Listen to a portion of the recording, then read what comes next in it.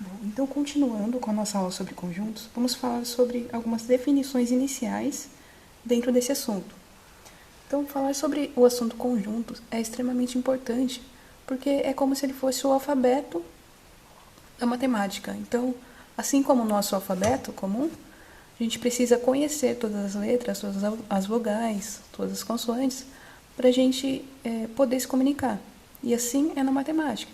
A gente precisa saber um pouco da teoria dos conjuntos, ou tudo que trata dentro da teoria dos conjuntos, para a gente poder se comunicar na área da matemática e áreas afins. Então, iniciando com as noções básicas dentro do assunto conjuntos, vamos falar da representação. Como que eu posso representar um conjunto, então?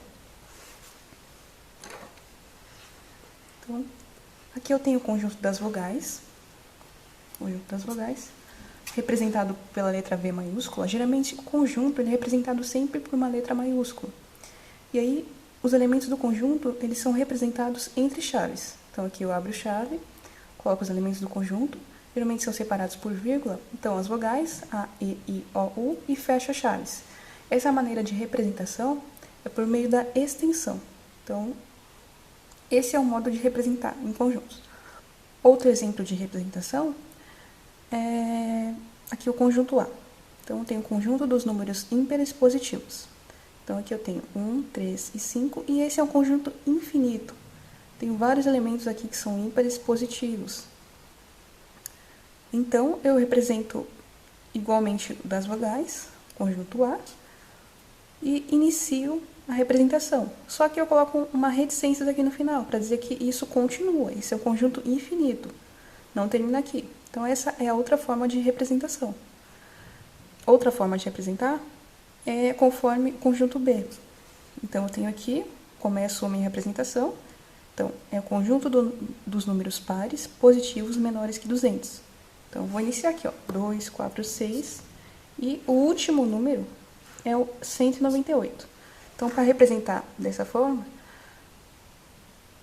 eu coloco assim, e como esse é um conjunto finito, eu sei que ele tem fim, sei que ele termina no 198, eu coloco os primeiros elementos e o último elemento, e aqui no meio sinal de reticências. Então, eu sei que, como esse conjunto tem muitos números, seria quase impossível representar todos aqui, mas eu posso colocar os números que iniciam e o número que termina, e colocar aqui no meio um sinal de reticências. Uma outra forma de representação de conjuntos é pelo diagrama de Venn. Então, aqui, diagrama de Venn. Então, no diagrama de Venn, ele é representado por um círculo fechado, sem entrelaçar. Então, aqui tem um círculo fechado sem entrelaçar.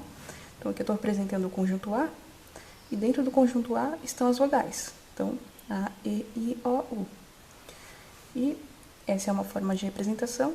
Também posso representar assim, que representar por N. Então, N seria um número de elementos que existem no conjunto A. Então, coloco o A aqui entre parênteses, é igual a 5. Então, o conjunto A possui 5 elementos. Outra forma de representação seria pela propriedade característica. Propriedade característica. Então, eu apenas vou dizer as características do meu conjunto. E aí, com isso, estará implícito qual será o meu conjunto. Então, aqui no conjunto B, eu tenho que x, tal que, essa barra significa tal que, x é vogal do alfabeto. Então, aqui eu apenas disse as características do meu conjunto. Eu não explicitei como aqui no início. Eu não coloquei por extenso meus elementos. Apenas disse as características, e essa é uma forma de representar o conjunto também.